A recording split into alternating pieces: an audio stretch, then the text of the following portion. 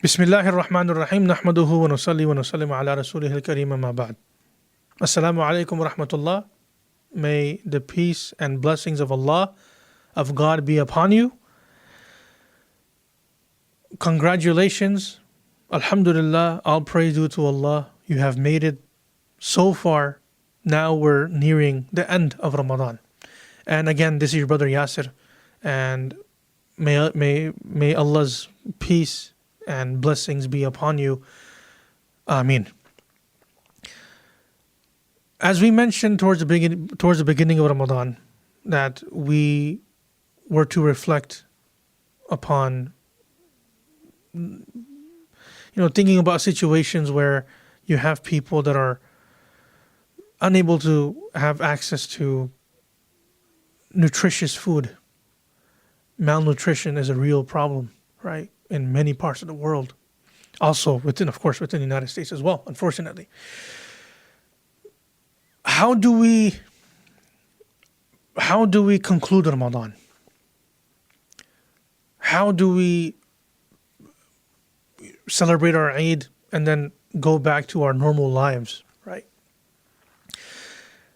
Few things I would suggest, and again, I'm not absolved from this. I'm just like a human being like you are, right? Is for us to reflect, right? What are some things that helped during my Ramadan? What are the things that were not so helpful, right?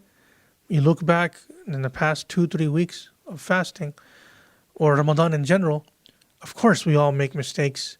It doesn't matter how many times we fall down. What matters is how quickly we get back up. You know what I mean? So yes, this is your first Ramadan. Congratulations, mashallah, welcome, right? And it's okay. We all make mistakes. We're all human beings. At the end of the day, we're all human. I would say the optimistic approach from those mistakes would be, like what we derive from those lessons, right? Write them down and put them, I guess, in your calendar so that, you could read them, you could, go through, you could jog down memory lane and say to yourself, this is something that didn't help me. It could be something to do with diet. It could be like your sleep pattern. It could be nutrition, what helped, what didn't help, what kind of, meal to have, during suhoor, meaning, before you start fasting, what helps, what supplements help, vitamins and all of that. That's the more, practical side. When it comes to worshiping Allah, let's say you picked up a good habit or you learned something from a peer or someone from the community, let's say 10-15 days in, that you wish you knew about earlier, writing that down, that hey, next year, inshallah, from day 1, I'll be doing this instead of starting it from day 15, right? So reflecting, right? That now you're, mashallah, God willing, you're towards the end of Ramadan. Reflect and write down those things that you can, inshallah, God willing, you can reflect upon for the next Ramadan. And then that will be allowing your Ramadan to be better than this one, inshallah, because that's who we are as believers, right? We're like, one definition of a believer is that individual that is full of optimism, right? How can I look forward to tomorrow for it to be better than yesterday? How can I look forward to Ramadan of, inshallah, 2024 so that it's better in many aspects compared to my Ramadan of 2023, for example, right? Another point I would remind myself first and then, into the camera, inshallah, is reflecting upon how we are going to live our lives after Ramadan, inshallah, right? Now, I hate to break this to you, in other words, I hate to be the bearer of bad news,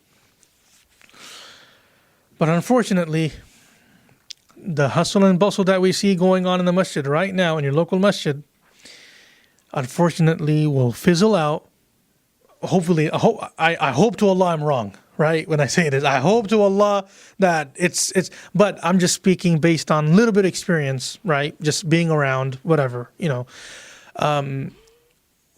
If that is something that you experience in your local community, that the day of Eid, right? Or the day, a week after Ramadan, you look around, at the Isha prayer, at Maghrib prayer, and you had the entire facility that was full, or everyone sharing food and all that amazing stuff.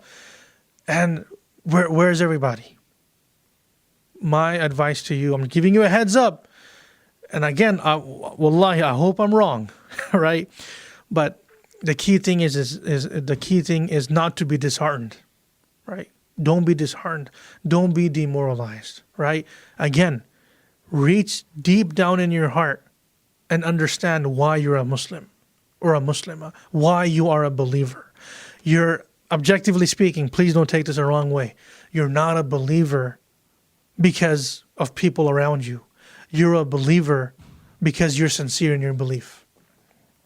It shouldn't matter if you had 5,000 people over Ramadan and then just like that overnight missing, right? It's not going to be easy, but it will be worth it, inshallah. So the way I look at it is, it's like Ramadan is like charging. It's like putting your phone on charge overnight, and the rest of the day is you're using the charge that you had, right? So look at Ramadan as you putting your faith on charge by connecting yourself with Allah, so that you can remain unplugged. What I mean by that is Ramadan is once a year. So you charge your faith 1 month out of the 12 months of the year, so that inshallah you can remain charged for the remaining months throughout the year until next Ramadan. So yes, the goal is to remain consistent. Of course, there will be turbulence, there will be ups and downs. We all slip up, we all make mistakes, but as long as we get back on the ball, right? As long as we get back up and we are continuing our path, our journey towards Allah. Again, I'm not telling you it's going to be easy, but I am telling you, inshallah, God willing, it will be worth it. Your brother in Islam, Yasir. Assalamu alaikum wa rahmatullahi wa barakatuh.